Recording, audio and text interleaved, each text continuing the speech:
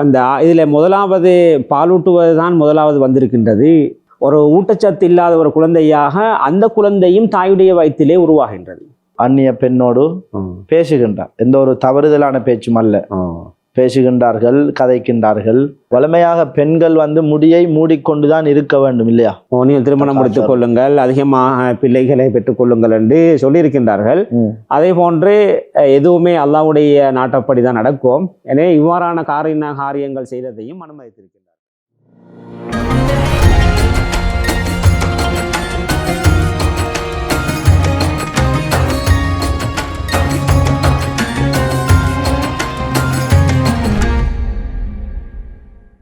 அஸ்ஸலாமு அலைக்கும் வரஹ்மத்துல்லாஹி வபரகாத்துஹு. இது அல்கௌசியாவின் அறிவின் வெளிச்சம் நிகழ்ச்சியினூடாக பெண்கள் சம்பந்தமாக, அதாவது பெண்களால் கேட்கப்பட்ட சில கேள்விகள் சந்தேகங்களுக்கான தெளிவான பதில்களை கொடுக்கக்கூடிய ஒரு கலந்துரையாடலில் நாங்கள் மீண்டும் சந்திப்பதில் மகிழ்ச்சி அடைகின்றோம். அன்புக்குரிய நேயர் பெருமக்களே, இன்றைய நாளும் எங்களுடைய கலையகத்திலே இது சம்பந்தமான கேள்விகளுக்கு தெளிவான பதில்களை தருவதற்காக வேண்டி நாங்கள் அழைத்து வந்திருப்பது எங்களுடைய கண்ணியத்திற்குரிய உஸ்தாத் அல் ஜாமியத்துல் ஃபாசியா அஷாதுலியா அரபு கலாபிரத்தினுடைய அதிபர் பெருந்தகை கண்ணியமிக்க எம்ஏஎம் அஸ்மி கான் முஅய்யிதி ஹஸ்ரத் அன்னவர்களை நாங்கள் அழைத்து வந்திருக்கின்றோம்.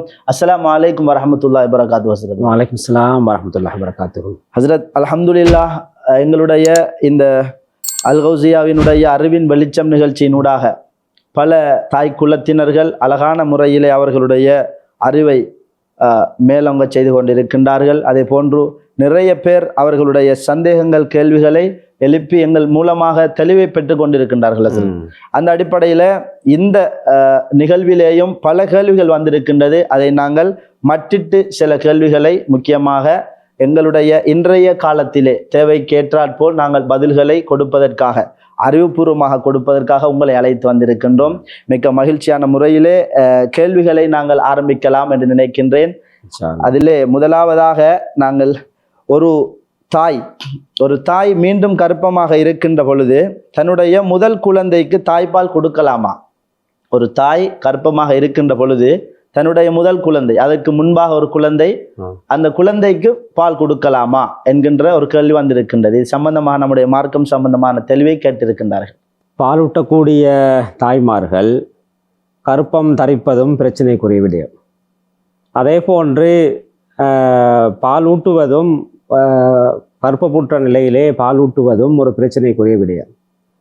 அப்போ இதன் காரணமாக இதை நாங்கள் இந்த தாய்மார்கள் சற்று விளங்கி செயல்படுவதுதான் சரியானது. ஒரு பாலூட்டக்கூடிய தாய் கட்டாயமாக அந்த பிள்ளைக்கு பாலூட்டி ஆக வேண்டும். அவ்வாறு அந்த பாலூட்டுவதை தவிர்ப்பதன் மூலமாக அந்த முதல் குழந்தையுடைய போஷாக்கு, ஊட்டச்சத்து இவைகளிலே நிறைய பாதிப்பு ஏற்படுகின்றது. எனவே அல் குர்ஆனிலே அல்லாஹ் தஆலா சொல்லுவது போன்று நீங்கள் 2 வருடங்கள் பூர்ணமாக பாலூட்டுங்கள் என்று அல்லாஹ் தஆலா அல் குர்ஆனிலே கட்டளையிடுவது போல அந்த அடிப்படையிலே அந்த பாலூட்டுவது அவசியமாக இருக்கின்றது. எனவே அது வாஜிபா ஃபர்லா அப்படி சட்டங்கள்? 2 வருடங்கள் முழுமையாக பாலூட்ட வேண்டும் என்பது கட்டாயம் இல்லை.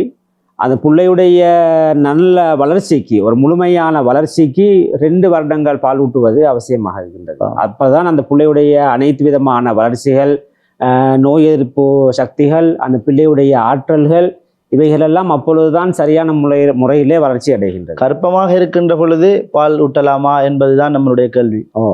இப்போ அதை நான் ஆரம்பத்திலே சொன்னது போல இந்த கர்ப்பமாக இருக்கும் பொழுது பாலூட்டுவதிலே சிக்கல்கள் காணப்படுகின்றது. அப்போ இவ்வாறு அந்த இதில் முதலாவது பாலூட்டுவது தான் முதலாவது வந்திருக்கின்றது. 2வது தான் கர்ப்பம் தரிப்பக்கூடிய சூழ்நிலை வந்திருக்கின்றது.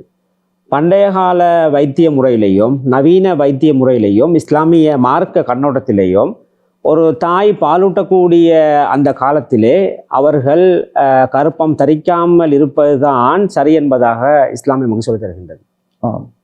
அந்த பாலூட்டக்கூடிய அந்த காலத்திலே அவர்கள் கர்ப்பம் தரிப்பதற்குரிய அந்த ஏற்பாடுகளை செய்யாமல் இருப்பது தான் சரி என்பதாக சொல்கின்றது. அப்படி இருக்கும் பட்சத்திலே கர்ப்பம் ஆகிவிட்டார்கள் என்று சொன்னால் என்ன செய்வது? பால் இப்போ நான் இப்பொழுது ஏன் அது அவ்வாறு வேண்டாம் என்று சொல்லப்படுகிறது என்பதற்கான காரணங்களை பார்க்கும் பொழுது, ஒரு ஹதீஸிலே நபிகள் நாயகம் ஸல்லல்லாஹு அலைஹி வஸல்லம் சொன்னார்கள், நீங்கள் உங்களுடைய பிள்ளைகளை மெல்ல கொல்ல வேண்டாம், ரகசியமாக உங்களுடைய பிள்ளைகளை கொல்ல வேண்டாம். உங்களுடைய பிள்ளைகளை நீங்கள் ரகசியமாக கொல்ல வேண்டாம்.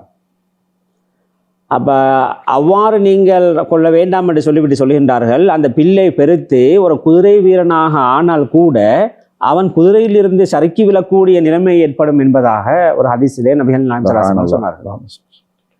அப்போ இதற்கான இதில் சொல்லப்படக்கூடிய இதுக்கான காரணம் என்ன என்று சொல்லும் பொழுது, அந்த பாலூட்டக்கூடிய சமயத்திலே கற்பம் தரிப்பதன் மூலமாக அந்த உண்டாகக்கூடிய அந்த குழந்தையும் ஒரு போஷாக்கின்மையான ஒரு குழந்தையாக, ஒரு ஊட்டச்சத்து இல்லாத ஒரு குழந்தையாக அந்த குழந்தையும் தாயுடைய வயிற்றிலே உருவாகின்றது.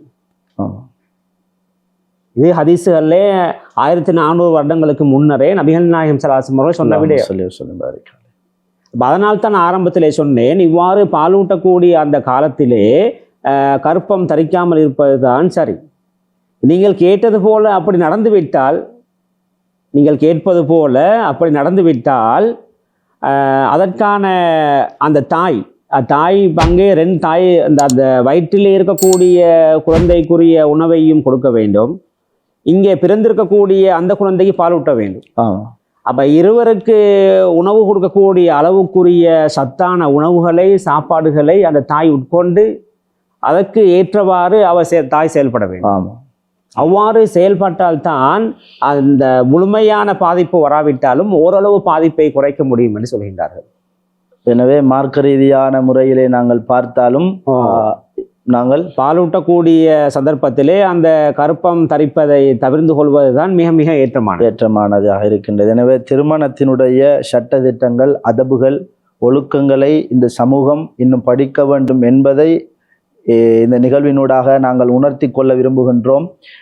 எனவே இவ்வாறு ஒரு நிலைமை ஏற்பட்டு விட்டால், ஒரு தாய்க்கு ஒரு குழந்தை கிடைத்திருக்கின்ற சமயத்திலே இன்னும் ஒரு கரு தரித்தால் இந்த குழந்தைக்கு பால் கொடுக்கலாமா என்று வந்தால், தாயினுடைய ஆரோக்கியம் சீராக இருக்க வேண்டும், 2 குழந்தையினுடைய ஹக்கையும் நிறைவேற்ற வேண்டும் என்பதுதான் எங்களுடைய இன்றைய கேள்விக்கான பதிலாக இருக்கின்றது. ஆனால் அதற்கு முன்பாக இவ்வாறான நிலையில் கருத்தரிக்காமல் பார்த்து கொள்வதுதான் அதபாக இருக்கின்றது என்பதை ஹசரத் அவர்கள் சொல்லியிருக்கின்றீர்கள். ஜஸாக்குமுல்லாஹ் ஹைரா. அதை தொடர்ந்து இன்னும் ஒரு கேள்வி, கணவன் மனைவி சம்பந்தமான கேள்வி. இதை கட்டாயம் நாங்களும் பார்க்கத்தான் வேண்டும். கணவன் மனைவி இரவில் இணைந்த பிறகு ஃபஜ்ருக்கு பிறகு கடமையான குளிப்பை தாமதமாக குளிக்கலாம் என்ற எண்ணத்தோடு அவர்கள் நோன்பு நோட்கின்றார்கள். அவ்வாறு நோன்பு நோற்றால் அந்த நோன்பு செல்லுபடியாகுமா என்று ஒரு கேள்வி வந்திருக்கின்றது. இதிலே நோன்பு செல்லுபடியாகும். அதாவது அந்த ஜனாபத்து தொடக்கு ஏற்பட்ட நிலையிலே நோன்பு நோற்றால் நோன்பு செல்லுபடியாகும். அந்த நோன்புக்கு எந்த விதமான பாதிப்பும் கிடையாது.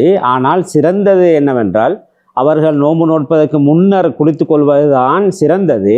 அவ்வாறு குளிக்காமல் அவர்கள் நோன்பு நோற்றால் அந்த நோம்பிலே எந்த விதமான பாதிப்பும் கிடையாது. அவர்கள் தொழுகைக்கு முன்னர் தான் கட்டாயமாக குளித்து கொள்ள வேண்டும். தொழுகைக்கு முன்னர் தான் அவர்கள் கட்டாயமாக குளித்து கொள்ள வேண்டும். அவர்கள் அந்த தொடக்கு உள்ள நிலையிலே நோன்பு நோட்டார்களே ஆனால் நோம்பிலே எந்த விதமான பிரச்சனையும் கிடையாது. சஹர் செய்வதில் எந்த ஒரு பாதிப்பும் ஏற்பட மாட்டாது. ஆனால் தொழுவதற்குத்தான் முக்கியமாக குளிப்பு தேவை. கடமையான குளிப்பை நிறைவேற்ற வேண்டும். எனவே ஃபஜ்ருக்கு முன்பாக நாங்கள் நோன்பு நோட்பது, அதாவது சஹர் செய்வது என்பது ஃபஜ்ருக்கு முன்பாகத்தான் வரும். இதற்கு குளிப்பு கடமையானவர்கள் சஹரை செய்து கொள்ளலாம். ஆனால் தொழுகைக்காக வேண்டி கண்டிப்பாக நாங்கள் கடமையான குளிப்பை நிறைவேற்றி ஆக வேண்டும் என்பதுதான் சட்டம். இந்த நிலையிலே நாங்கள் 2 விடயங்களை அவதானத்தில் கொள்ள வேண்டும். ரமலான் காலத்தில் நாங்கள் இவ்வாறான நிலை ஏற்பட்டால் தாராளமாக சஹர் செய்ய முடியும், இல்லையா சார்? அதே போன்று ஃபஜ்ருடைய தொழுகைக்காக, சுபஹ் தொழுகைக்காக வேண்டி நாங்கள் தயாராக வேண்டுமே. எனவே கடமையான குளிப்பை நிறைவேற்றியதன் பின்புதான் தொழுகையை நாங்கள் தொழ வேண்டும். சொல்லக்கூடியவர்களாக இருப்பதனால் குளிப்பு நமக்கு கட்டாயமாக இருக்கின்ற பட்சத்திலே குளிப்பை குளிக்கத்தான் வேண்டும் என்பதை நாங்கள் வலியுறுத்துகின்றோம். அதே போன்று ஹஸ்ரத் அவர்களே, அதை போன்ற ஒரு கேள்வி ஒன்று வந்திருக்கின்றது. உடலுறவுக்கு பிறகு கடமையான குளிப்பை காலை நேரம், அதாவது ஒரு 9 மணி 10 மணி அந்த நேரத்திலே கடமையான குளிப்பை நிறைவேற்றலாமா? அவ்வாறு கடமையான குளிப்பை நிறைவேற்றுவதற்கு, அதாவது தாமதமாகி மிச்சம் லேட்டாகி அதை நிறைவேற்றலாமான்னு கேட்கின்றார்கள். கடமையான குளிப்பை அவசரமாக நிறைவேற்ற வேண்டுமா அல்லது தாமதித்து நிறைவேற்ற முடியுமா என்று பார்க்கும் பொழுது இஸ்லாம் நமக்கு சொல்லித் தருகின்றது, ஒரு தொழுகையுடைய நேரம் வரும் வரை பிற்படுத்தலாம். அந்த கடமையான குளிப்பை தொழுகையுடைய நேரம் வரும் வரை பிற்படுத்தலாம். தொழுகையுடைய நேரம் வந்துவிட்டால் அதை விட பிற்படுத்த முடியாது. ஆமாம். இப்போ இரவையிலே அவர்களுக்கு குளிப்பு கடமையாக இருந்தால் அவர்கள் கட்டாயமாக அவர்கள் சுபஹ் தொழ வேண்டும். எனவே சுபஹ் தொழுவதற்காக அவர்கள் கட்டாயம் குளிக்கத்தான் வேண்டும். அவ்வாறு குளிக்காமல் அவர்கள் 9 மணி வரை, காலை 9-10 மணி வரை பிற்படுத்துவார்களே ஆனால் அவர்கள் பாவிகளாக ஆகிவிடுவார்கள்.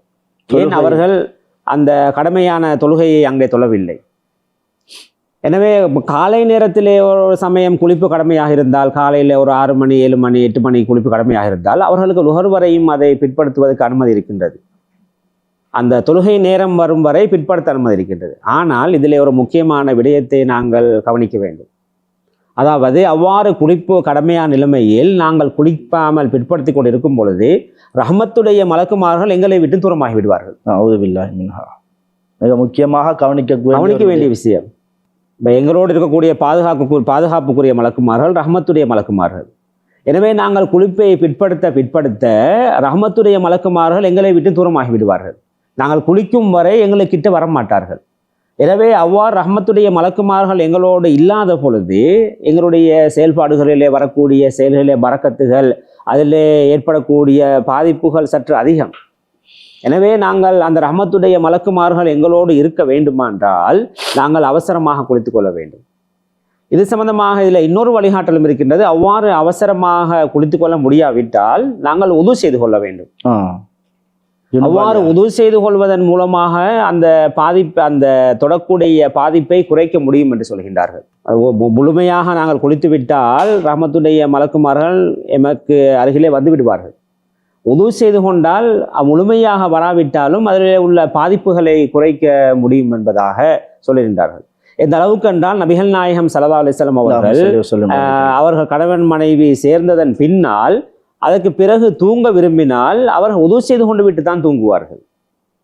கணவன் மனைவி சேர்ந்த பிறகு சுணங்கி உடனே குளிக்காமல் சுணங்கி குளிப்பதாக இருந்தால் உடனே அவர்கள் உது செய்து கொண்டு விட்டுத்தான் அதன் பின் அவர்கள் தூங்குவார்கள். சன்மார்க்க பேரறிஞர்கள் கூட சிலர்கள் சொல்லுகின்றார்கள், ஒரு மனிதர் குளிப்பு கடமையாகிவிட்டால் எந்த அளவுக்கு அவர் தாமதப்படுத்தாமல் மிக விரைவாக அந்த கடமையான குளிப்பை நிறைவேற்றுகின்றாரோ அது தக்வாவுடைய அடையாளம் என்று கூட சொல்லுகின்றார்கள்.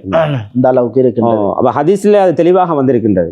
நபிகள் நாயகம் ஸல்லல்லாஹு அலைஹி வஸல்லம் சொன்னார்கள், நீங்கள் உங்களில் ஒருவருக்கு அந்த கடமையான குளிப்பு ஏற்பட்டால் அதன் பின்னர் அவர் சாப்பிட விரும்பினால் அல்லது அவர் குடிக்க விரும்பினால் அல்லது அவர் தூங்க விரும்பினால் அவர் உது செய்து கொள்ளட்டும்.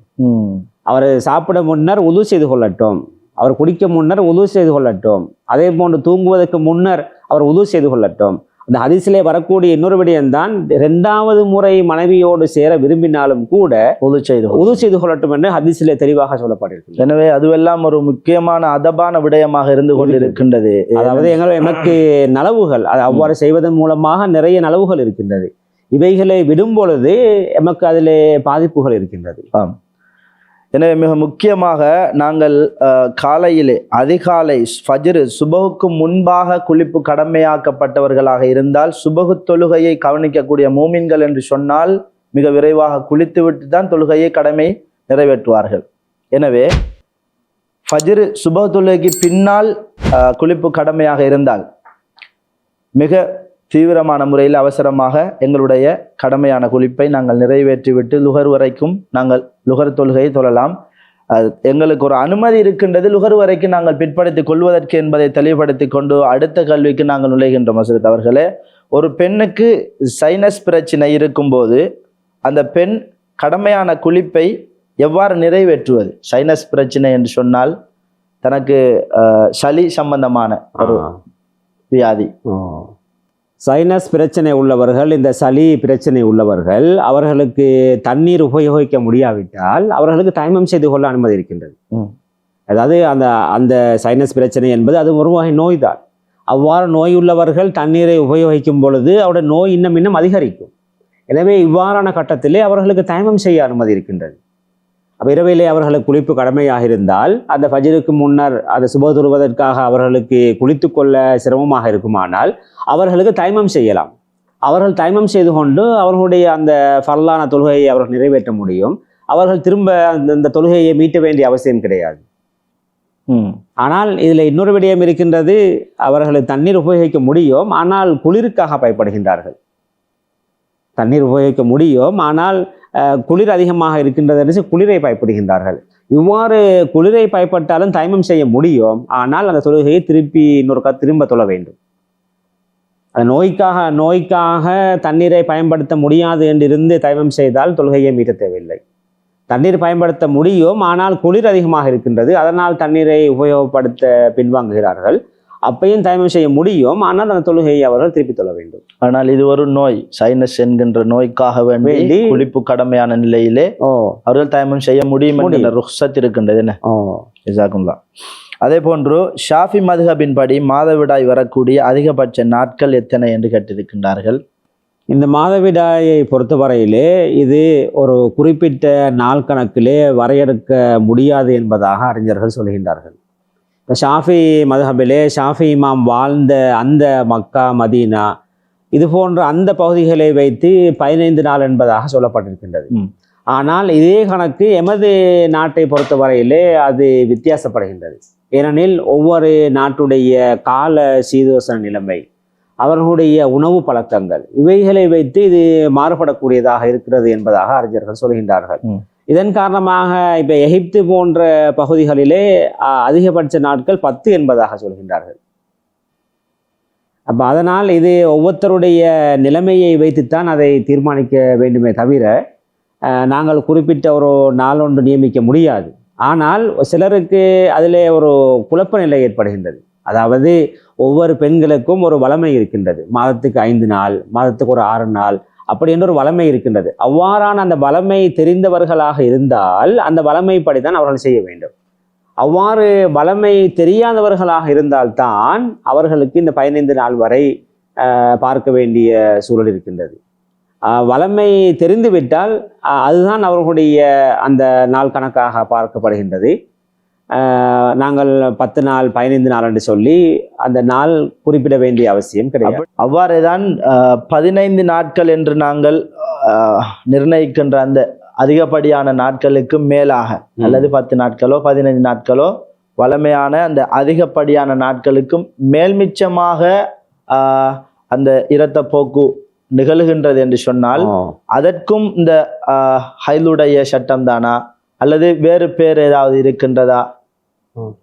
அதிலே அந்த ஒரு பெண்ணுடைய வளமை தெரியும் என்றால் அந்த வளமையை விட அதிகமாக வந்தால் இஸ்திஹாலான்னு சொல்வார்கள்.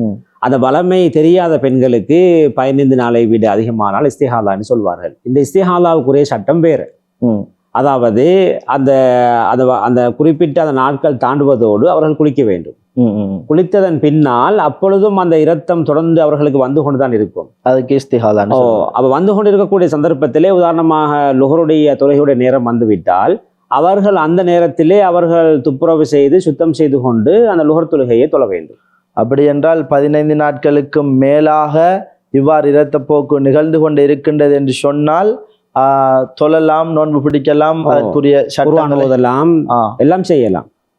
அது தொழக்கூடிய நேரத்திலே மட்டும் அவர்கள் அந்த துப்புரவு செய்து கொள்ள வேண்டும்.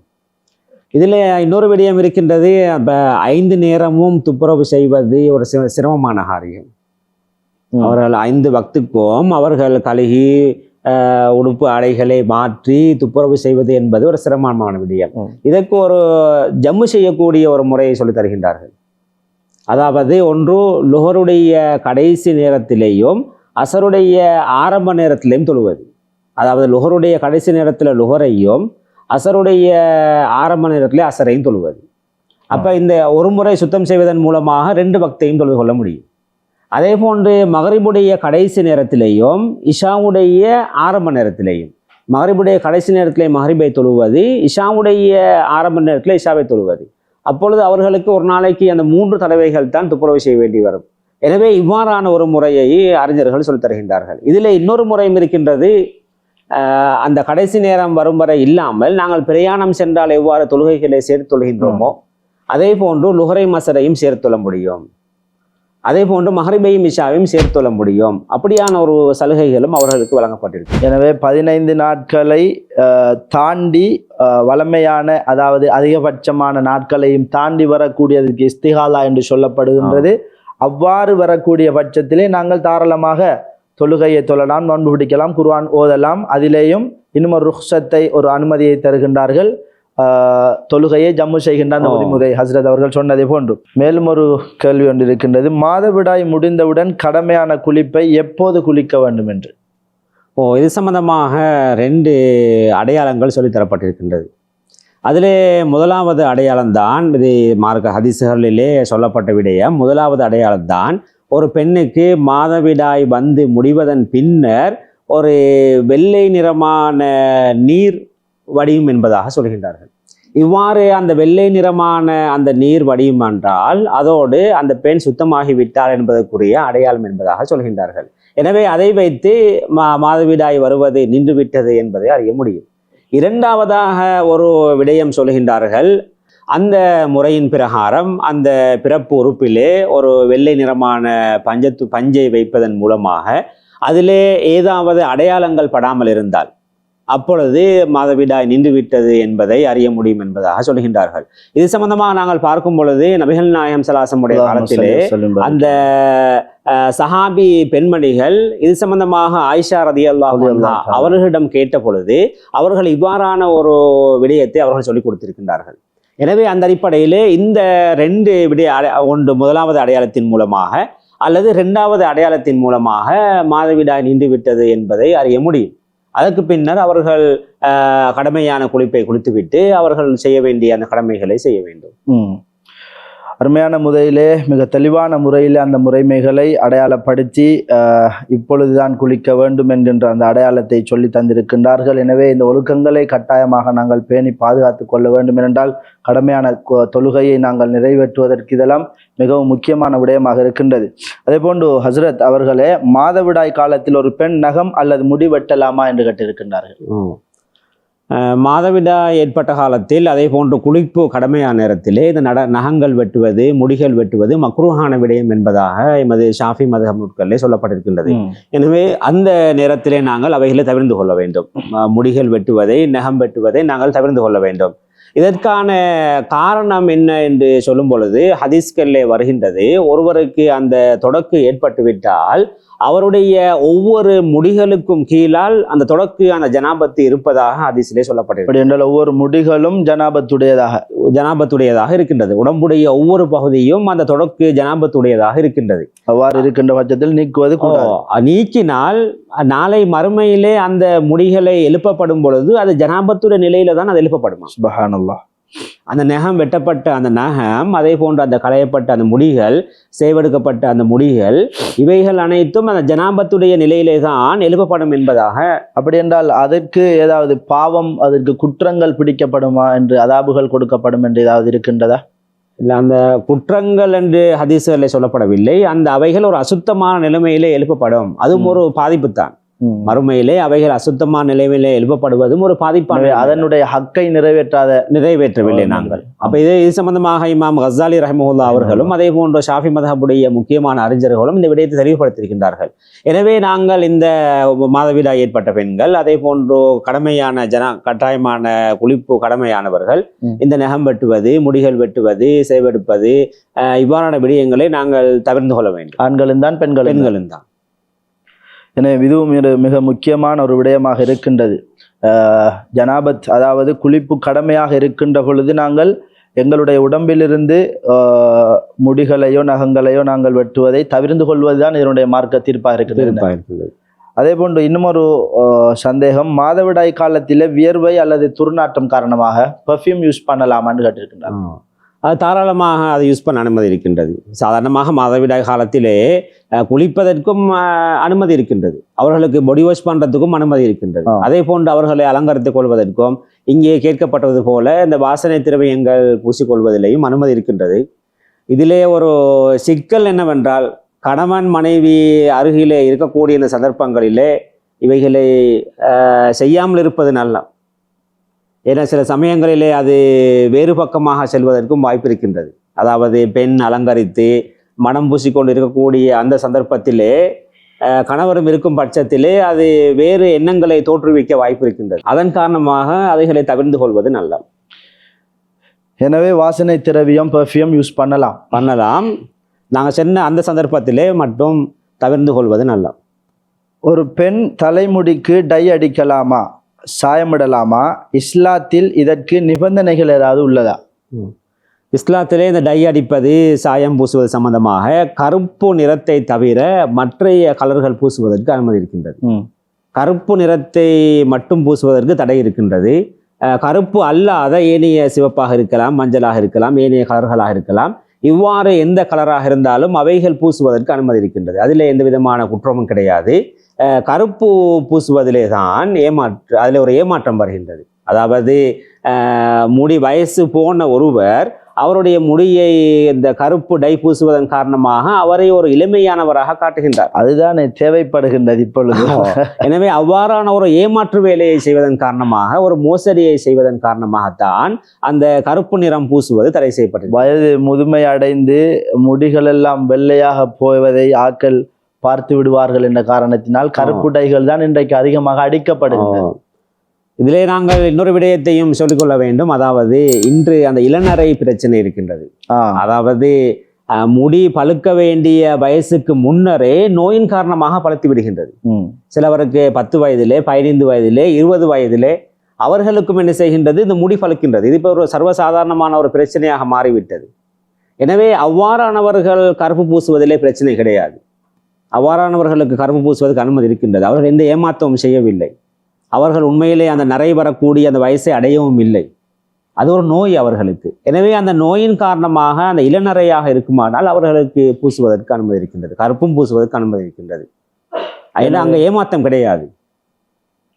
எனவே பெண்கள், ஆண்கள் யாராக இருந்தாலும் முடிக்கு டை அடிப்பது, கருப்பு நிறத்தை தவிர மற்ற நிறங்கள் பூசுவதற்கு அனுமதி இருக்கின்றது. இந்த இளநரையாக இருக்குமானால் மட்டுமே அந்த கருப்பு பூசுவதற்கு அதில் ஒரு சந்தேகம் கடமையான குளிப்பை நிறைவேற்றுகின்ற பொழுதோ அல்லது உலுவின் பொழுதோ எங்களுடைய உறுப்பிலே தண்ணீரை உடம்பில் சேர விடாத ஏதாவது பொருட்கள் இருக்கக்கூடாது என்ற ஒரு ஷரத்து இருக்கிறது. எனவே அவ்வாறான டைகளும் இப்பொழுது இந்த காலத்திலே வருகின்றது. அப்படியானவைகளை தவிர்த்து கொள்வது நல்லது. கட்டாயம் தவிர்த்து கொள்ள வேண்டும். டைலே 2 வகை இருக்கின்றது. ஒன்று பெயிண்ட் போன்று ஒட்டிக்கொள்ளக்கூடியது. அவ்வாறு பெயிண்ட் போன்று ஒட்டிக்கொள்ளக்கூடியதாக இருக்குமானால் அது நாங்கள் பூசக்கூடாது. ஏன்னா அதை பூசிக்கொண்டு குளித்தால் குளிப்பு நிறைவேறவும் மாட்டாது. அதே போன்று உது செய்தால் இந்த உது நிறைவேறவும் மாட்டாது. 2வது வகை இருக்கின்றது, அந்த முடி தான் சுகக்கின்றது. நாங்கள் சாதாரணமாக மருதோண்டி போட்டால் அந்த கையுடைய தோல் சுகப்பது போன்று அந்த முடிதான் கருப்படைகின்றது. அந்த முடியிலே கலட்டி எடுப்பதற்கு ஒன்றும் கிடையாது. அவ்வாறான டையாக இருக்குமானால் அதில் எந்த விதமான பிரச்சனையும் கிடையாது. அதை பூசிக்கொண்டால் குளிப்பதற்கோ உது செய்வதற்கோ எந்த விதமான தடையும் கிடையாது. எனவே மிகவும் தெளிவான முறையிலே முடிக்கு நிறம் தீட்டுவது சம்பந்தமான இந்த கேள்விக்கான பதிலை ஹசரத் அவர்கள் தெளிந்த முறையிலே தந்திருக்கின்றார்கள். எனவே அதை கவனித்து நாங்கள் கொள்ள வேண்டும். அதே போல ஒரு முக்கியமான கேள்வி ஒன்று இருக்கின்றது. அண்மை காலத்திலே மிக சர்ச்சைக்குரிய விடயமாக எங்களுடைய வலைதளங்களில் நாங்கள் பார்த்தோம். என்னவென்றால், மாதவிடாய் காலத்தில் ஒரு பெண் குர்ஆனை ஓதலாமா, தொடலாமா? மாதவிடாய் காலத்திலே ஒரு பெண் குர்ஆனை ஓதுவது, தொடுவது சுத்த ஹராமான விடயம். மாதவிடாய் ஏற்பட்டால், அதை போன்று குளிப்பு கடமையானால், அப்படியானவர்கள் குர்ஆனை தொடுவது, குர்ஆனை ஓதுவது ஹராமான தடுக்கப்பட்ட ஒரு விடயமாக இருக்கின்றது. இதுக்கு மாற்றமாக இன்று சிலர் மாதவிடாய் ஏற்பட்ட பெண்கள் குர்ஆன் ஓதலாம், அவர்கள் குர்ஆனை தொடலாம் என்றெல்லாம் சொல்கின்றார்கள். இது உண்மையான இஸ்லாம் இல்லை. 4 மதுஹபுகள்லையும் கூடும் என்ற ஒரு சட்டம் இல்லை. உங்களுக்கு தெரியும், உலகம் முழுக்க 1400 வருஷமாக ஷாஃபி மதுஹபு, ஹனஃபி மதுஹபு, ஹம்பலி மதுஹபு, மாலிக் மதுஹபு, இந்த 4 மதுஹபை தான் இந்த மக்கள் பின்பற்றி வராங்க. இந்த மதுஹபுகளில் எதிலையுமே இந்த மாதவிடாய் ஏற்பட்ட பெண்களுக்கு குர்ஆனை தொடலாம், குர்ஆனை ஓதலாம் என்று சொல்லி 4 மதுஹப்லையும் இல்லை. 4 மதுஹப்ல இல்லாட்டி இஸ்லாத்தில் இல்லைதான். 4 மதுஹப்ல இல்லாட்டி இஸ்லாத்தில் இல்லைதான். இது சம்பந்தமாக நாங்கள் பார்க்கும் பொழுது ஹிஜ்ரி 5ஆம் நூற்றாண்டில் தோன்றினவர் தான் இப்னு ஹஸ்ம் அல்-லாஹிரி என்று சொல்லி. அவர் ஒரு அறிஞர். இப்னு ஹஸ்ம் அல்-லாஹிரி என்று சொல்லக்கூடிய அறிஞர். இவர் தான் ஹிஜ்ரி 5வது நூற்றில் தான் முதலாக மாதவிடாய் ஏற்பட்ட பெண்களுக்கு குர்ஆனை தொட முடியும் என்ற ஒரு சட்டத்தை அவர் தான் கொண்டு வந்தார். அப்ப இதுக்கு முன்னர் அந்த 500 வருஷமாக அப்படி ஒரு சட்டம் ஈக்கல. அப்ப இதன் மூலமாக எங்களுக்கு விளங்குது இது ஒரு புதிய ஒரு சட்டம், இது இஸ்லாத்துல உள்ள ஒரு சட்டம் இல்லை. எனவே இந்த விஷயத்துல நாங்க மிச்சம் தெளிவாக நாங்க ஈக்கணும். அப்ப இதுக்கு நிறைய ஆதாரங்கள் இருக்குது. இப்ப இந்த சட்டத்தையும் எங்களோட இமாம்கள் குர்ஆனை மாதவிடாயோடு அல்லது அசுத்தமான நிலையிலே தொடக்கூடாது என்பதற்கு பல கோணத்தில் குர்ஆன், ஹதீஸ், இஜ்மா, கியாஸ் பல கோணத்தில் அதற்கான ஆதாரங்கள் இருந்தும் இல்லை அதை தொடலாம் என்று சொல்லக்கூடியவர்கள் வைக்கக்கூடிய ஆதாரம் என்ன? அப்போ அதை தொடலாம் என்று வைக்கக்கூடியவர்கள் ஒரு மண்டைக்கும் மூளைக்கும் சம்பந்தம் இல்லாத ஆதாரங்களை வைக்கின்றார். அவர்கள் முதலாவது வைக்கக்கூடிய ஆதாரம் இந்த குர்ஆன் ஒளி சவுண்ட் வடிவில் தான் இறங்கிச்சான். நபிகள் நாயகம் ஸல்லல்லாஹு அலைஹி வஸல்லம் அவங்களுக்கு இந்த குர்ஆன் சவுண்ட் வடிவில் தான் இறங்கிச்சான். அப்போ சவுண்ட் வடிவில் இறங்கினது நபிகள் நாயகம் ஸல்லல்லாஹு காலத்தில் அப்படித்தான் நீந்துதான். அப்போ குர்ஆன் முஸ்ஹஃப் என்று எழுதப்பட்டது புறவுதானம் வந்தது. அப்போ அதனால் அந்த எழுதுறதுக்கு அந்த சட்டம் வராது அப்படின்னு அவங்க சொல்கிறார். அப்போ இது ஒரு மார்க்கம் தெரியாத ஒரு ஆக்கள். ஏண்டா நபிகள் நாயகம் ஸல்லல்லாஹு அலைஹி வஸல்லம் காலத்திலேயே குத்தாம்புல் வஹின்னு சொல்லி ஒரு சஹாபாக்களை எதுக்கு தெரிவு செஞ்சு வஹியை எழுதக்கூடியவர்கள். இப்போ நபிகள் நாயகம் ஸல்லல்லாஹு அலைஹி வஸல்லம் காலத்தில் சவுண்ட் மட்டும்தான் நீந்தண்டா இந்த குத்தாம்புல் வஹி தேவையில்லை. வஹி எழுதக்கூடியவங்கன்னு சொல்லி ஒரு சில சஹாபாக்கள் நியமிக்க தேவையில்லை. ஒவ்வொரு ஆயத்து இறங்கின நேரமும் ஒவ்வொரு சூரத்து இறங்கின நேரமும் நபிகள் நாயகம் ஸல்லல்லாஹு அலைஹி வஸல்லம் அவங்கள வச்சு எழுத வச்சாங்க. எழுதப்பட்ட அந்த வஹி குர்ஆன் தானே. அந்த குர்ஆன் ஏடுகளில் அல்லது எலும்புகளில் வேறு ஏதாவது அமைப்புகளில் எழுதப்பட்டிருக்கும். அவற்றை சஹாபாக்கள் தொடுகின்ற பொழுது வுதுவோடுதான் அல்லது அசுத்தம் இல்லாத நிலையில் தொடவில்லை என்பதாக ஏதாவது வரலாறுகளை நிறைய ஹதீஸ்கள் இருக்கின்றது. இவ்வாறு அதாவது மாதவிடாய் ஏற்பட்ட பெண்கள் குர்ஆனை ஓதக்கூடாது தொடக்கூடாது என்று 10க்கும் மேற்பட்ட சஹாபாக்களுடைய ஹதீஸ் இருக்கின்றது. ஒரு 2 சஹாபாக்கள் அல்ல, 10க்கும் மேற்பட்ட சஹாபாக்களுடைய ஹதீஸ் இருக்கின்றது தொடக்கூடாது ஓதக்கூடாது என்பதாக. அதிலே மிகவும் ஆதாரபூர்வமான ஒரு ஹதீஸ் தான் நபிகள் நாயகம் ஸல்லல்லாஹு அலைஹி வஸல்லம் அவர்கள் ஹக்கீம் இப்னு ஹிஸாம் ரலியல்லாஹு அன்ஹு அவர்களுக்கு ஒரு கடிதம் எழுதினார்கள். அவர்கள் வேற ஒரு ஊருக்கு கவர்னராக இருந்தார்கள். கவர்னராக இருந்த சந்தர்ப்பத்திலே அவர்களுக்கு மார்க்க சட்டத்திட்டங்களை வைத்து ஒரு கடிதம் எழுதினார்கள். அந்த கடிதத்திலே இருக்கின்றது பரிசுத்தமானவர்களை தவிர யாரும் குர்ஆனை தொடக்கூடாது. கடிதத்திலே அந்த நபிகள் நாயகம் ஸல்லல்லாஹு அலைஹி வஸல்லம் காலத்திலேயே அவங்க அந்த ஹக்கீம் இப்னு ஹிஸாம் ரலியல்லாஹு அன்ஹு அவர்கள் எழுதின அந்த கடிதத்திலே இருக்கின்றது, மிக தெளிவாக இருக்கின்றது. பரிசுத்தமானவர்களை தவிர யாரும் தொடக்கூடாது என்று சொல்லி சட்டத்திலே இருக்கின்றது.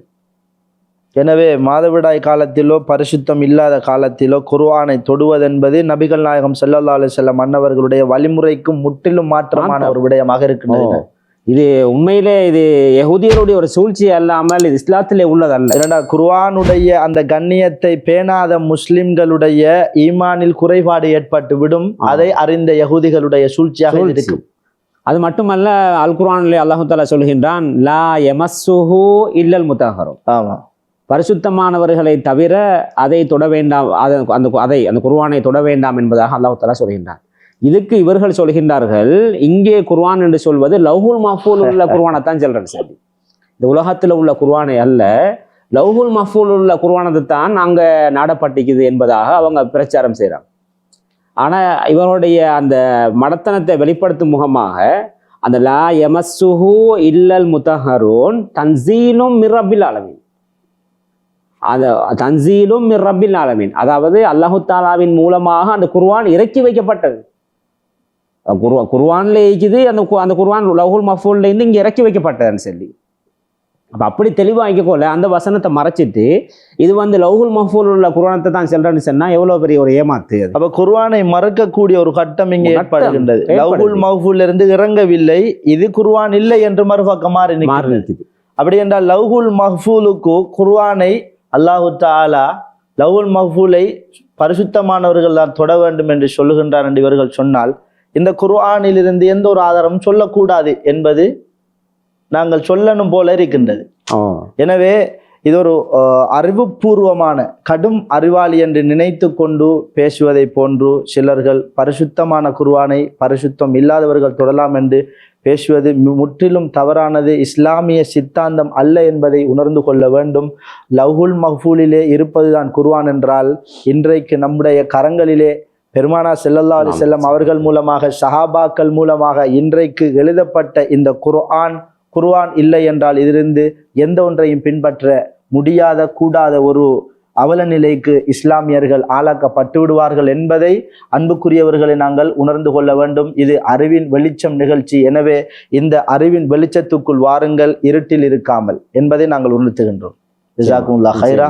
மிக முக்கியமான ஒரு விடயம் அதோடு தொட்டு ஒரு கேள்வியை நாங்கள் சொல்லுகின்றோம். என்னவென்றால், மாதவிடாய் காலத்தில் இருக்கக்கூடிய ஒரு தாய் தன்னுடைய குழந்தைக்கோ அல்லது இன்னும் ஒரு சிறுவர்களுக்கோ குர்ஆனை ஓதி கொடுக்கலாமா? ஓதி, அதாவது ஒரு நிர்பந்தமான சூழ்நிலையிலே ஓதி கொடுப்பதற்கு ஒரு அனுமதி தருகின்றார்கள். சில சமயங்களிலே வீட்டிலே தாய்மார்கள் மட்டும் இருப்பார்கள், அந்த பிள்ளைகளுக்கு ஓதி கொடுப்பதற்கு யாரும் இல்லை. நாளை குர்ஆன் மதரசாவுக்கு சென்று அந்த பிள்ளை பாடம் கொடுக்க வேண்டும். அந்த பிள்ளைக்கு பாடம் சொல்லிக் கொடுப்பதற்கு வீட்டில் யாரும் இல்லை, இந்த அசுத்தமாக இருக்கக்கூடிய தாயார் மட்டும்தான் இருக்கின்றார்கள். இவ்வாறான ஒரு நிர்பந்தமான சூழ்நிலையிலே அவ்வாறு ஓதி கொடுப்பதற்கு அனுமதி இருக்கின்றது. இதை சம்பந்தமாக நாங்கள் பார்க்கும் பொழுது மாலிகி மதுஹபிலே அவ்வாறான ஒரு சட்டம் இருக்கின்றது. மாலிகி மதுஹபிலே ஒரு சட்டம் இருக்கின்றது. ஒரு குர்ஆன் மறந்து போகும் என்ற ஒரு அச்சம் இருக்குமானால் அப்படியான ஒரு இக்கட்டான நேரத்திலே ஓத முடியும் என்று சொல்லி ஒரு சட்டம் இருக்கின்றது. அப்படியான அந்த சட்டத்தை பின்பற்றி நாங்கள் இந்த நிர்பந்தமான நேரத்திலே எங்களை செஞ்சு கொள்ள அனுமதி இருக்கின்றது. அது அல்லாமல் சாதாரண நேரங்களில் செய்வதற்கு அனுமதி கிடையாது. எனவே மாதவிடாய் காலத்தில் ஒரு பெண் குர்ஆனை ஓதி கொடுக்கலாம், தாலீம் அதாவது கற்றுக் கொடுக்கும் அந்த நோக்கத்திற்காக வேண்டி ஓதி கொடுக்கலாம் என்கின்ற அனுமதியை மார்க்கம் வழங்குகின்றது என்பதுதான் தெளிவான அதுக்கான. எனவே குர்ஆன் பரிசுத்தமானது. அதை பரிசுத்தமான நிலையில்தான் மலக்குமார்கள் தொடலாம் என்று சொன்னால், மலக்குமார்கள் பரிசுத்தமானவர்கள், மனிதர்களாகிய நாங்கள் எவ்வாறு பரிசுத்த நிலையில் அந்த குர்ஆனை தொட வேண்டும் என்பதாவது புரியவில்லையா? எனவே அன்புக்குரியவர்களே, பரிசுத்தமான குர்ஆனை நாங்களும் பரிசுத்த நிலையில் தொடுவதற்கு கடமைப்பட்டிருக்கின்றோம் என்பதை உணர்த்தி அடுத்த கேள்விக்குள் நுழைகின்றோம். நிக்காஹ் செய்யப்பட்ட பிறகு கணவன் மனைவி உடலுறவில் ஈடுபடுவது வலிமாவுக்கு முன்னரா அல்லது வலிமாவுக்கு பின்னரா? ஒரு கணவன் மனைவிக்கு இடையிலே திருமண ஒப்பந்தம் நடப்பதோடு அவர்கள் கணவன் மனைவியாக ஆகிவிடுகின்றார்கள். அதாவது அந்த வலி, ஷாஹிது இவைகளை வைத்து அந்த ஒப்பந்தம் நடைபெறுவதோடு கணவன் மனைவி ஆகிவிடுகின்றார்கள்.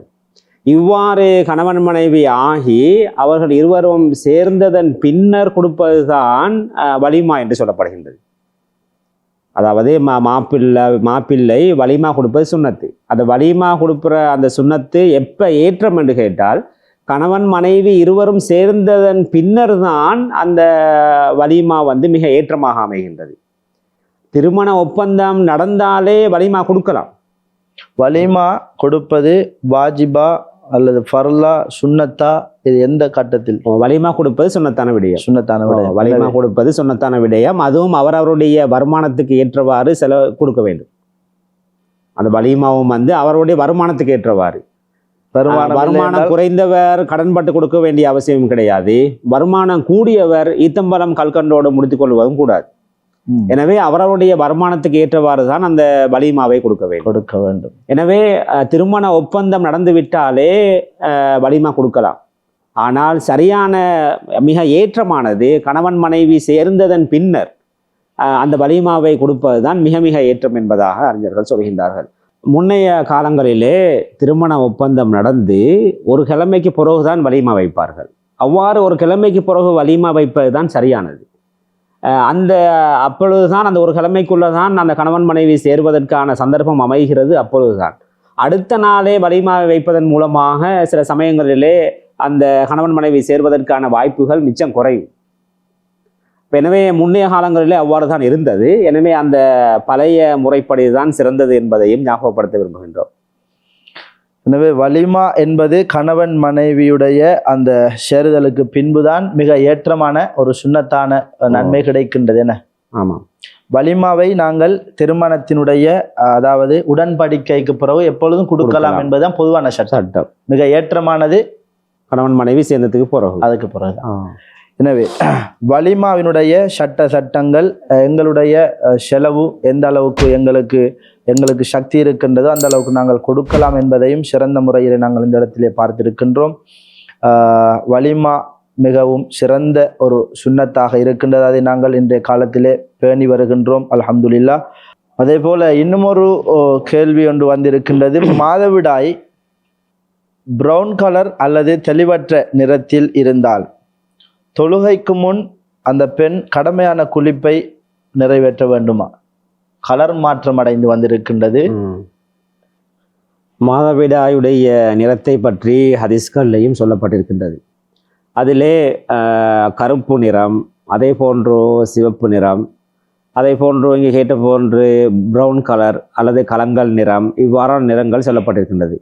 இந்த இங்கே கேட்கப்பட்டது போன்று அந்த ப்ரௌன் கலர் மற்றது கலங்கல் நிறம் இவைகள் தொடர்ந்து வருமானால், அதாவது ஏற்கனவே சிவப்பு அல்லது கருப்பு வந்து கொண்டிருந்து அது முடியும் தருவாயிலே இந்த ப்ரௌன் கலரோ அல்லது கலங்கல் நிறமோ இருக்குமானால் அவைகள் எல்லாவற்றையும் மாதவிடாய் என்றுதான் கருத்தில் கொள்ள வேண்டும். எனவே இவைகள் முழுக்க சுத்தமானதன் பின்னர் தான் கடமையான குளித்துவிட்டு தொழுகையை ஆரம்பித்துள்ள வேண்டும். இவ்வாறு கடமையான குளிப்பை குளித்ததன் பின்னர் குளித்து ஒரு 2-3 நாளைகளுக்கு பிறகு இவ்வாறு ப்ரௌன் கலர் அல்லது கலங்கல் நிறம் இவ்வாறு வருமானால் அதை மாதவிடாயாக கவனிப்பதில்லை. அதுக்கு மாதவிடாயோட சட்டம் கிடையாது. அதை சாதாரணமாக கழுவி விட்டு அவர்களுக்கு தொழுது கொள்ள முடியும். அதற்கு மாதவிடாயோட சட்டம் கிடையாது. அடுத்ததாக கணவன் ரகசியமாக பிற பெண்களுடன் ஆன்லைனில் அல்லது SMS வழியாக ஒரு பெண்ணுடன் அந்நிய பெண்ணுடன் பேசினால் அது குறித்து மார்க்க தீர்ப்பு, அதாவது பாவம் என்பதாக, பாவமா அல்லது வேறு ஏதாவது சட்டங்கள் அதுக்கு இருக்கிறதா என்பதாக? சாதாரணமாக திருமணம் முடித்திருந்தாலும் திருமணம் முடிக்காதவர்களாக இருந்தாலும் ஒரு அந்நிய பெண்ணோடு தொடர்பு வைப்பது, பார்ப்பது, கேட்பது, பேசுவது எல்லாமே பாவத்துக்குரிய செயல்கள். ஹதீஸ்களில் இருக்கின்றது, கண் விபச்சாரம் செய்கிறது, காது விபச்சாரம் செய்கிறது, கை விபச்சாரம் செய்கிறது என்று. இவரும் அந்த அடிப்படையிலே இந்த நவீன உபகரணங்கள் மூலமாக SMS மூலமாக ஒரு அந்நிய பெண்ணுக்கு ஒரு SMS மெசேஜை அனுப்புவதன் மூலமாக அவர் கையின் மூலமாக பாவம் செய்கிறார். அந்த வாய்ஸ் மெசேஜை கேட்பதன் மூலமாக அவர் காதின் மூலமாக பாவம் செய்கின்றார். எனவே அவர் ஒரு பாவத்தை செய்து கொண்டிருக்கின்றார். எனவே அவ்வாறு பாவங்கள் செய்யும் பொழுது அதுக்குரிய தண்டனை நிச்சயமாக அவர்களுக்கு கிடைக்கும். ஆனால் அவர் இதை விட்டும் திருந்தி அல்லாஹு தாலாவிடத்திலே சரியான முறையிலே தௌபா செய்வார் என்றால் அந்த தண்டனைகளை விட்டும் பாதுகாக்க முடியும். எனவே திருமணம் முடிப்பது என்பதே அந்நிய பெண்களோடு தொடர்புகளை இல்லாமலாக்குவதற்குத்தான் திருமணம் முடிப்பது. எனவே அவ்வாறு திருமணம் முடித்ததன் பிறகும் இவ்வாறான தொடர்புகளை வைத்துக்கொள்வது மிகவும் ஒரு பாரதூரமான செயலாக இருக்கின்றது. நபிகள் நாயகம் ஸல்லல்லாஹு அலைஹி வஸல்லம் அவர்கள் ஒரு ஹதீஸிலே சொன்னார்கள், ஒருவர் பாதையிலே சென்று கொண்டிருக்கும் பொழுது ஒரு அந்நிய பெண்ணை கண்டாரேயானால் அவர் அவசரமாக வீடு வரவும். ஏனெனில் அந்த அந்நிய பெண்ணிடம் இருக்கக்கூடியவைகள் தான் அவருடைய மனைவியிடம் இருக்கின்றது. எனவே அவசரமாக அவர் வீடு வந்து அவரை பாதுகாத்துக் கொள்ளட்டும் என்பதாக நபிகள் நாயகம் ஸல்லல்லாஹு அலைஹி வஸல்லம் ஹதீஸிலே சொன்னார்கள். எனவே அந்த அடிப்படையில் இவர் செய்யக்கூடியது பாவச் செயல்கள். அந்த செயல்களை விட்டோம் கட்டாயமாக ஒதுங்கி தௌபா செய்து கொள்வது அவசியமாக இருக்கின்றது. சரி அவர்களே, எனக்கு வரக்கூடிய டவுட் என்னன்னு சொன்னால், இன்றைக்கு ஆன்லைன் ஷாப்பிங், அதே போல் பிஸ்னஸ் விஷயமாக அல்லது வேறு ஏதாவது முக்கியமான, அதாவது தவிர்த்து கொள்ள முடியாத முக்கியமான விடயங்கள், அப்படியான விடயங்களுக்காக வேண்டி, அதான் நோக்கம், அப்படியான விடயங்களுக்காக வேண்டி பெண்ணோடு அந்நிய பெண்ணோடு பேசுகின்றார். எந்த ஒரு தவறுதலான பேச்சும் அல்ல. பேசுகின்றார்கள், கதைக்கின்றார்கள், மெசேஜ் அனுப்புகின்றார்கள், எந்த ஒரு தவறுதலான விடயமும் அல்ல. அப்படியாக இருந்தாலும் இதுதான் சட்டமா அல்லது இல்லை? அதுக்கு இஸ்லாத்திலே அனுமதி இருக்கின்றது. சாதாரணமாக நான் நேரடியாக நாங்கள் ஒரு கடையை வைத்திருக்கின்றோம், ஒரு அந்நிய பெண் அங்கே பொருட்கள் வாங்க வருகிறாள். இப்பொழுது நாங்கள் அவளை பார்க்கிறோம், விலை பேசுகிறோம், பொருட்களை கொடுக்கின்றோம், பணம் எடுக்கின்றோம். இவைகளெல்லாம் மார்க்கத்தில் அனுமதிக்கப்பட்டது. அதை நேரடியாக செய்யக்கூடிய அதே செயலை இவர் இந்த தொடர்பு சாதனங்கள் மூலமாக செய்கிறார். தொடர்பு சாதனங்கள் மூலமாக ஒரு வியாபாரத்தை செய்கின்றார், அல்லது ஒரு படித்து கொடுக்கின்றார். எனவே அவ்வாறு செய்வதன் மூலமாக அதற்கு பாவம் கிடையாது. அது மார்க்கத்திலே அனுமதிக்கப்பட்ட விடயங்கள். இதற்கு மாற்றமான மார்க்கம் அனுமதிக்கப்படாத விடயங்களை பேசுவதன் மூலமாகத்தான் அவர்களுக்கு பாவம் எழுதப்படுகின்றது. ஆன்லைன் ஷாப்பிங்னுட்டு வேற பக்கத்தால் மெசேஜ் போனால் மார்க்கம் அனுமதிக்காத வரையறை மீறப்படும். அதே போலதான் இன்னும் ஒரு சந்தேகம் இருக்கின்றது. என்னன்னு சொன்னால், இப்பொழுது இஸ்லாத்தின் சட்டம் ஒரு ஆணுக்கு 4 திருமணம் முடிப்பதற்கு அனுமதி உள்ளது. ஒரு மனைவி இருக்கின்ற பொழுது ஒரு கணவன் அந்நிய பெண்களோடு பேசக்கூடாது, கதைக்கக்கூடாது. மனைவி இருக்கின்ற பொழுது மனைவி திருமணம் முடிப்பதே அதற்கு தானே என்று சொன்னால், இப்ப மனைவி இருக்கின்ற பொழுதுதானே இன்னும் 3 திருமணம் முடிப்பதற்கு அனுமதி இருக்கின்றது. அவ்வாறு 2வது 3வது 4வது திருமணம் முடிக்க ஒரு ஆண் விரும்புகின்றார் என்றால், அந்த முடிக்கதற்கு அவர் முனைகின்ற அந்த பெண்ணை பார்க்க வேண்டும், கதைக்க வேண்டும் இல்லவா? இப்ப தன்னுடைய மனைவி இருக்கின்ற பொழுது இன்னும் ஒரு பெண்ணை அவர் பார்க்கின்றார், பேசுகின்றார், பழகுகின்றார். அப்பொழுதுதான் இவருக்கும் ஒரு முடிப்பதற்கான ஆசை வரும். அதாவது செலக்ட் பண்றதுக்கு முந்தி பேசணும், கதைக்கணும், அப்படியான ஒரு கட்டம் வரும் இல்லையா? இதுக்கான சட்டம் என்ன? சாதாரணமாக இஸ்லாம் 2வது 3வது திருமணத்தை அதுவும் அனுமதிக்கின்றது. ஆனால் அதற்கு சில இஸ்லாம் வரையறைகளை வைத்திருக்கின்றது. அதாவது அவருக்கு தேவை இருக்க வேண்டும், 2வது மனைவியை முடிப்பதற்கான தேவை இருக்க வேண்டும். அதே போன்று 2வது மனைவியை பார்ப்பதற்கான செலவுகள் கொடுப்பதற்கான வசதி இருக்க வேண்டும்.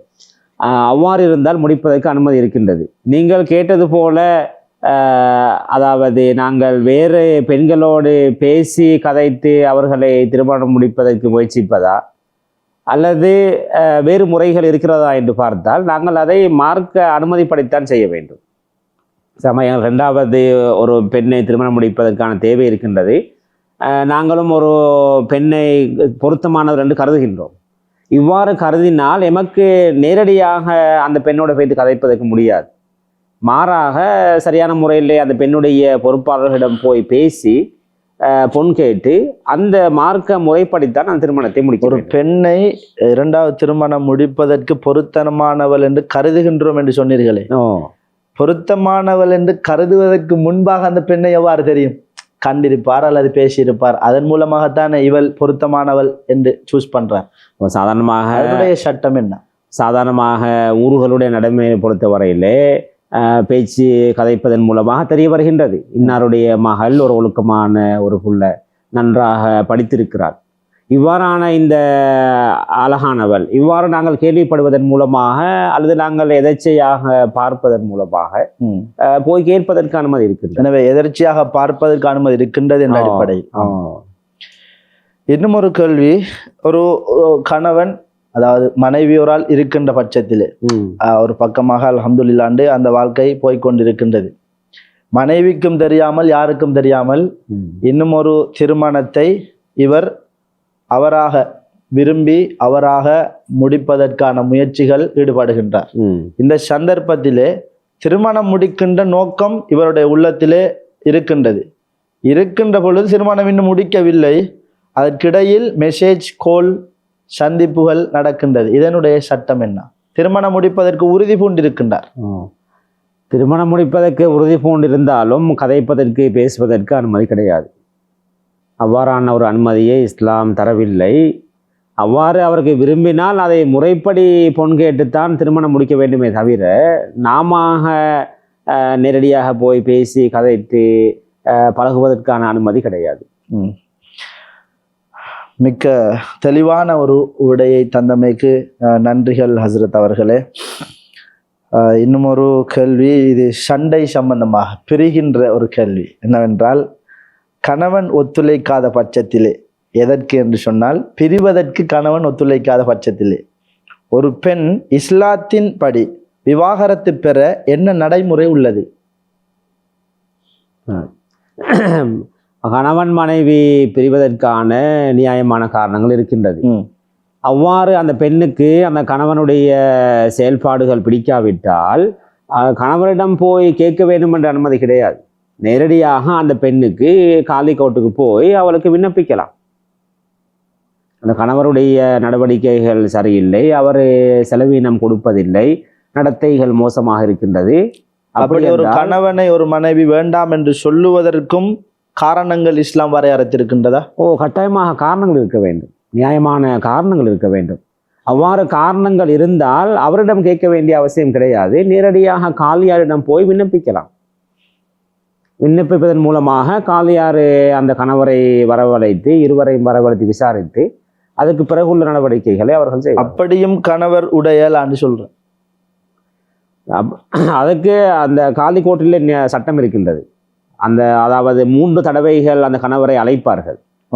3 தடவையும் அந்த கணவர் அந்த விசாரணைக்கு செல்லாவிட்டால் அந்த காலியாருக்கு ஒரு தனி அதிகாரம் இருக்கின்றது அதை அடுத்த கட்டத்தை கொண்டு போவதற்கு. எனவே கணவன் ஒத்துழைக்காத பட்சத்தில் ஒரு பெண் இஸ்லாத்தின்படி விவாகரத்து பெற நடைமுறை ஃபஸ்ஹ் என்று சொல்லுகின்றோம். இப்போ காலியார் மூலமாக அதை செய்து கொள்வதற்குரிய உரிமை இருக்கின்றது.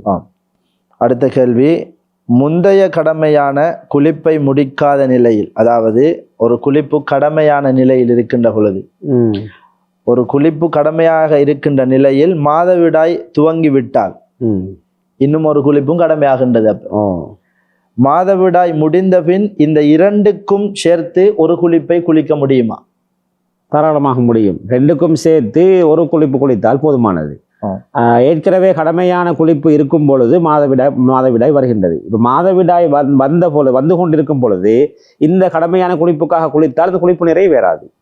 ஏனெனில் தொடக்காக இருக்கக்கூடிய சந்தர்ப்பத்திலே எவ்வளவுதான் குளித்தாலும் அந்த தொடக்கு நீங்க. மாதவிடாய் வேறு தொடக்கு, குளிப்பு கடமையானது வேறு காரணம் வேறாக இருந்தாலும் 2ம் தொடக்குத்தான். 2ம் ஃபர்லான குளிப்பு, 2ம் ஒரு ஜனாபத்து தான், தொடக்குத்தான். அப்போ அதன் காரணமாக மாதவிடாயம் ஏற்பட்டு முடிந்ததன் பின்னர் கடமையான குளிப்பை குளித்தால் 2மே சரி வந்துவிடும். 2க்கும் வேறு வேறையாக குளிக்க வேண்டிய அவசியம் கிடையாது. அப்படி என்றால் ரஹமத்துடைய மலக்குமார்கள் நம்மை விட்டும் தூரமாகுவார்கள் என்கின்ற ஒரு கருத்தை சொன்னீர்கள் அல்லவா? ஒரு ஒரு ஒரு பெண்ணுக்கோ ஆணுக்கோ கடமையான குளிப்பு கணவன் மனைவி சேருவதனால் கடமையாகிவிட்டது என்று சொன்னாலோ, அல்லது ஒரு ஆணுக்கு கலிதம் ஏற்படுவதனால் உறக்கத்திலேயோ ஏதோ காரணத்தினால் அதன் மூலமாக கடமையான குளிப்பு ஒரு பெண்ணுக்கு அதன் மூலமாக கடமையான குளிப்பு இருக்கும் பட்சத்திலே ரஹமத்துடைய மலக்குமார்கள் தூரமாகுவார்கள் தானே? தூரமாகுவார்கள். அப்படி இருக்கின்ற பொழுது மாதவிடாய் ஏற்பட்டு விட்டால் அந்த குளிப்பை குளித்தால் நிறைவேறாது. அப்படியா? தொடக்கு நடந்து கொண்டிருக்கும் பொழுதே திரும்ப தொடக்க நீக்குவது என்பது ஒரு சாத்தியமற்ற விடயம். அதனால் இந்த பெண்ணுக்கு அங்கே பாவமோ குற்றமோ ஏற்பட மாட்டாது. ஏன்னா அவருடைய விருப்பப்படி நடந்த ஒன்றல்ல. இரண்டு கடமையான குளிப்புகளுக்கும் சேர்த்து ஒரு கடமையான குளிப்பு நிறைவேற்றினால் போதுமானது. அப்படி என்றால் 2க்கும் 2 நியத்தை வைக்க வேண்டுமா? தேவையில்லை. 2 நியத்து வைக்க வேண்டிய அவசியம் கிடையாது. கடமையான குளிப்பை நிறைவேற்றுகிறேன் என்ற நியத்தோடு வைத்தால் போதுமானது. அல்ஹம்துலில்லாஹ், ஜஸாக்குமுல்லாஹ் ஹைரா.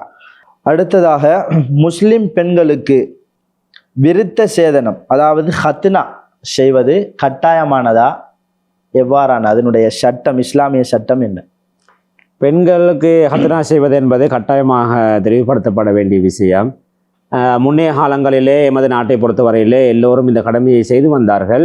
இன்று விசுமத்தனமான பிரச்சாரத்தின் மூலமாக அவைகளை சிலர் செய்யாமல் ஒதுங்கி விடுகின்றார்கள். இதன் மூலமாக பிற்காலத்திலே நிறைய பிரச்சனைகள் ஏற்படுவதற்கு வாய்ப்பு இருக்கின்றது.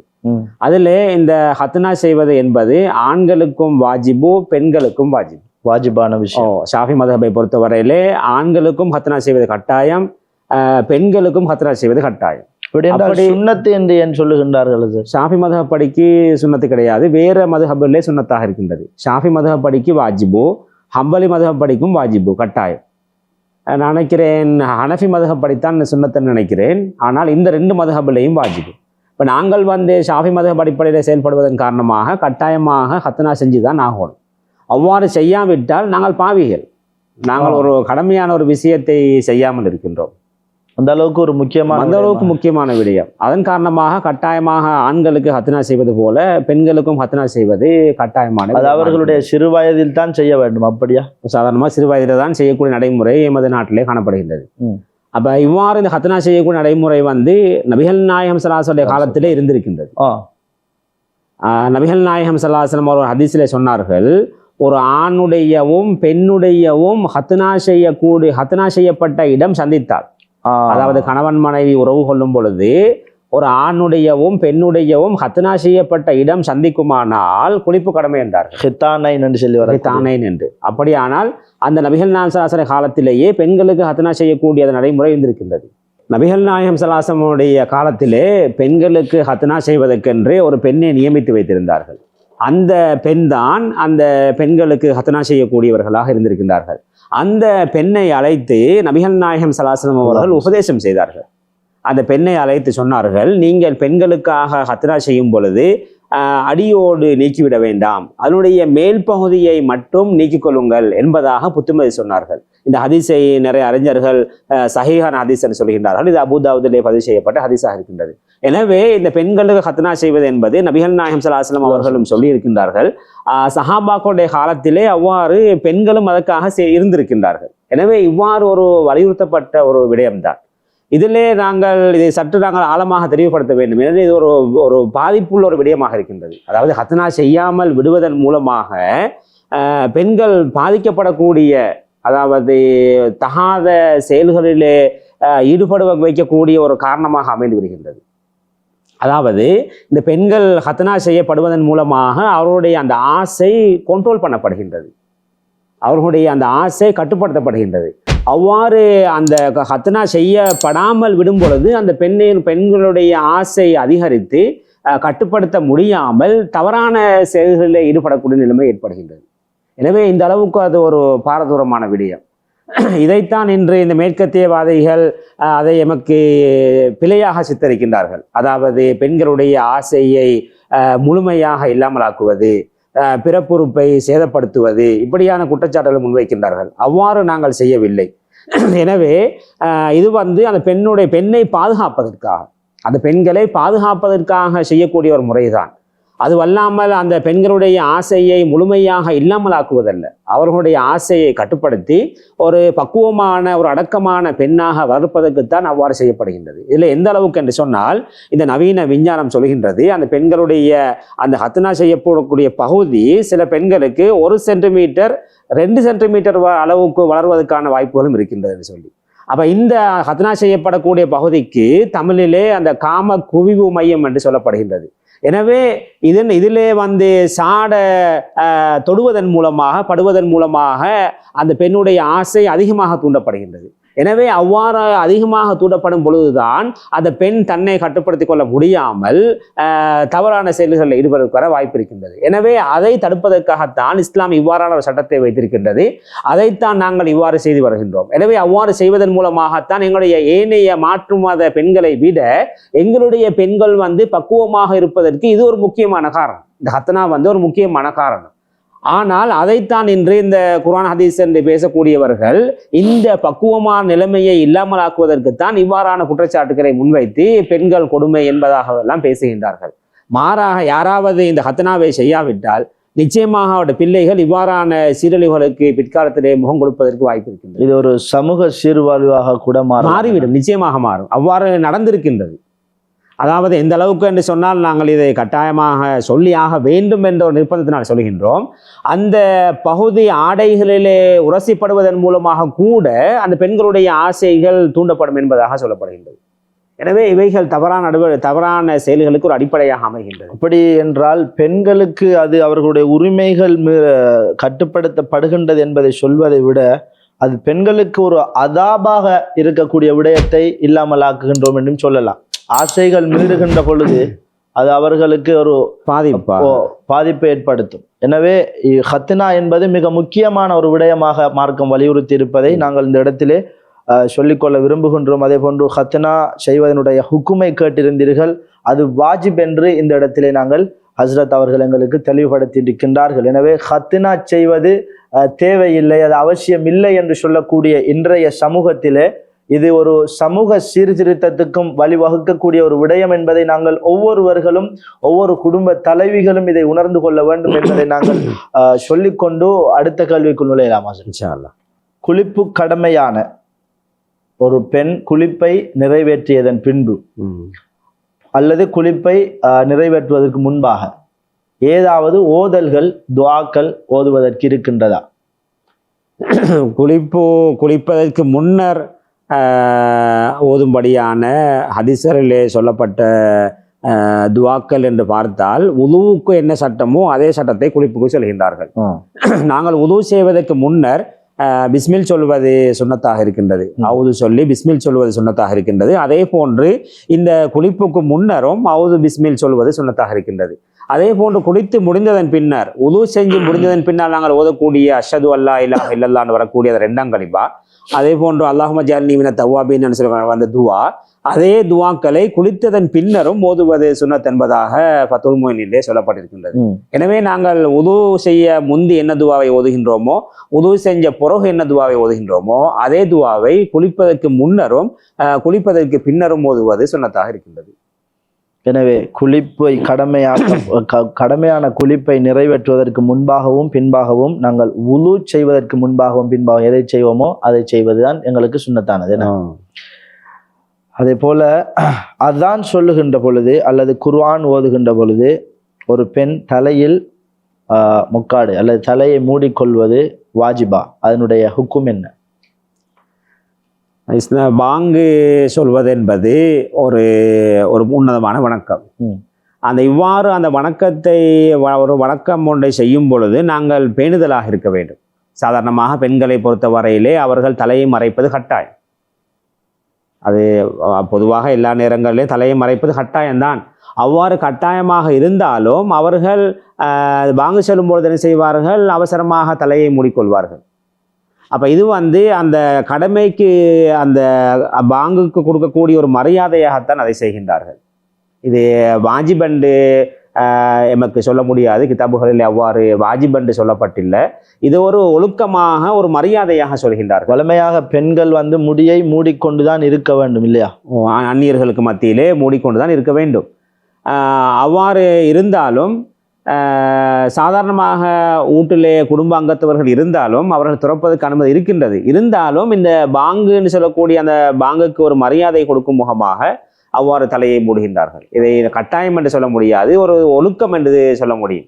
இப்போ மூத்தவர்கள் வரும்பொழுது எழும்புவது, மூத்தவர்கள் வரும்பொழுது காலை நீட்டாமல் இருப்பது, மூத்தவர்கள் வாரத்தை கண்டால் காலை மடித்துக் கொள்வது, இதெல்லாம் ஒரு மரியாதைக்குரிய செயல்கள். எனவே இதை நாங்கள் ஒரு மரியாதைக்குரிய செயலாகத்தான் நாங்கள் பார்க்கின்றோம். இதை மலக்குமார்கள் நம்முடைய வீட்டுக்கு வரமாட்டார்கள் என்று அவ்வாறு ஏதாவது அதையும் இந்த கோணத்தில் தான் அதையும் நோக்க வேண்டும். அதாவது மலக்குமார்கள் வருவார்கள் என்றால் மலக்குமார்களும் புனிதமானவர்கள். அந்த புனிதமானவர்கள் வரும் பொழுது அவர்களுக்குரிய மரியாதையை நாங்கள் செலுத்த வேண்டும். எனவே அவ்வாறு அந்த மரியாதையை செலுத்துவதற்குத்தான் அவ்வாறு செய்யப்படுகின்றது. எனவே அதான் சொல்லுகின்ற பொழுதும் குர்ஆன் ஓதப்படுகின்ற பொழுதும் நாங்கள் எங்களுடைய தலைகளை பெண்கள் மூடிக்கொள்வது அதபு, ஒரு ஒழுக்கம் என்பதுதான் எங்களுடைய மார்க்க தீர்ப்பாக இருந்து கொண்டிருக்கின்றது என்பதை நாங்கள் புரிந்து கொள்ள வேண்டும். அடுத்ததாக பெண்கள் தங்களுடைய நகங்களுக்கு பொலிஷ், அதாவது நக வலுவழுப்பாக இருப்பதற்கு ஒரு வகையான திரவியம் பூசுகின்றார்கள். அதாவது நெயில் பாலிஷ் என்று சொல்வார்கள். இது பயன்படுத்தலாமா? தண்ணீர் ஊடுருவும் ஹலால் நெயில் பாலிஷ் இருக்கின்றது, இதையும் பயன்படுத்தலாமா இல்லையா? அதை போட்டு தொழுகையில் நாங்கள் ஈடுபடலாமா?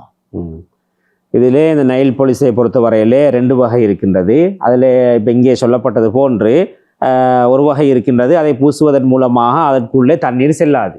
அவ்வாறு தண்ணீர் உட்செல்லாத நெயில் பாலிஷாக இருக்குமானால் அதை நாங்கள் பூசக்கூடாது. என்றால் நமக்கு நாங்கள் ஒளி செய்தால் உதவு கூடாது, உதவு நிறைவேற மாட்டாது, குளிப்பு நிறைவேற மாட்டாது. எனவே அவ்வாறான அந்த நெயில் பாலிஷை பூசக்கூடாது. அதே போன்று இங்கே கேட்கப்பட்ட தண்ணீர் உட்சொல்லக்கூடிய நெயில் பாலிஷாக இருக்குமானால் அதை பூசலாம். அதை பூசுவதனால் எந்த விதமான பிரச்சனையும் கிடையாது.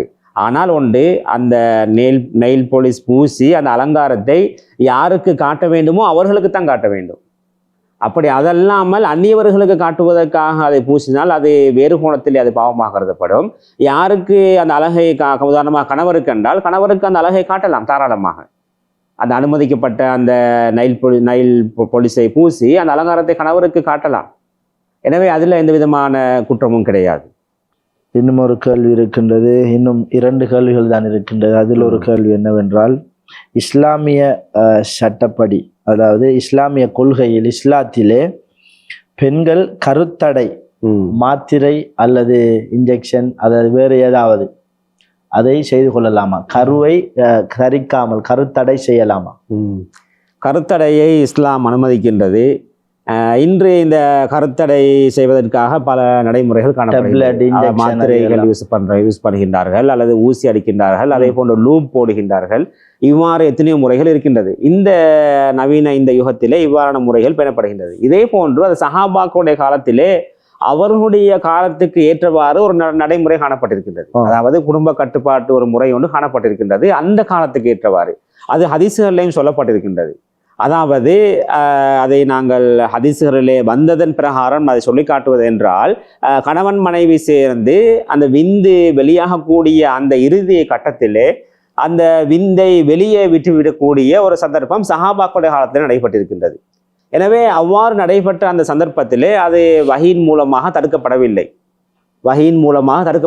அதன் காரணமாக அது அனுமதிக்கப்பட்டிருக்கின்றது. எனவே அந்த சஹாபாக்களுடைய அந்த கால சூழ்நிலைக்கு ஏற்ப அது அனுமதிக்கப்பட்டதன் காரணமாக அதே போன்று இன்றைய இந்த காலத்திலே இந்த மாத்திரைகள், ஊசிகள், இந்த லூப் போன்றவைகள் பாவிக்கப்படுகின்றது.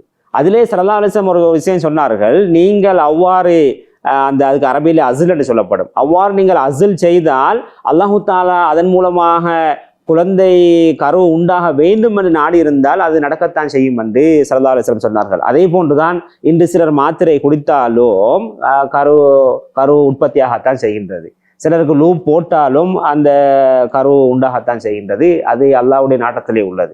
நாங்கள் எமது காரண காரியங்களை செய்தாலும் அது அல்லாஹ்வுடைய நாட்டப்படிதான் அது உள்ளது. எனவே இது மார்க்க அடிப்படையிலே குற்றம் கிடையாது, அதுக்கு அனுமதி இருக்கின்றது. அது இதே மாதிரி ஒத்த செயல் அந்த சஹாபாக்களுடைய காலத்திலே, நபிகளாருடைய காலத்திலே நடந்துதான் இருக்கின்றது. ஒன்று நாயகம் ஸல்லல்லாஹு அலைஹி வஸல்லம் அவர்கள் நமக்கு சொல்லியிருக்கின்றார்கள், வலியுறுத்தி இருக்கின்றார்கள், தனாக்கஹு அப்படி என்ற ஒரு ஹதீஸ் ஒன்று வருகிறது. தனாக்கஹு வத்தவாலது, நீங்கள் திருமணம் முடித்துக் கொள்ளுங்கள், அதிகமாக பிள்ளைகளை பெற்றுக்கொள்ளுங்கள் என்று சொல்லியிருக்கின்றார்கள். அதே போன்று எதுவுமே அல்லாஹ்வுடைய நாட்டப்படிதான் நடக்கும். எனவே இவ்வாறான காரியங்கள் செய்ததையும் அனுமதித்திருக்கின்றார்கள். எனவே அவ்வாறு கருத்தடைக்காக வேண்டி மாத்திரை, லூப், இன்ஜெக்ஷன்கள் யூஸ் பண்ணலாம் என்பதுதான் நம்முடைய தீர்வு. ஆனால் இதில் ஒரு விடயம், உடம்புக்கு பாதிப்பு நவீன காலத்திலே பயன்படுத்தக்கூடிய சிலது உடம்புக்கு பாதிப்பு வரக்கூடிய சில மாத்திரைகள், சில கருத்தடை முறைகள் இருக்கின்றது. எனவே அவ்வாறான அந்த கருத்தடை முறைகளை நாங்கள் தவிர்த்து கொள்ள வேண்டும். நம்பிக்கையான வைத்தியர்களை அணுகித்தான் அதனுடைய பாதிப்புகளை பற்றி விசாரித்துத்தான் அதை நாங்கள் செய்து கொள்ள வேண்டும். அருமையான பதில், ஜஸாக்குமுல்லாஹ் ஹைரா. பெண்கள் கையில் அல்லது முடியில் மருதாணி போடலாமா, மாதவிடாய் காலத்திலும் அவ்வாறு மருதாணியை பயன்படுத்தலாமா என்ற ஒரு கேள்வி.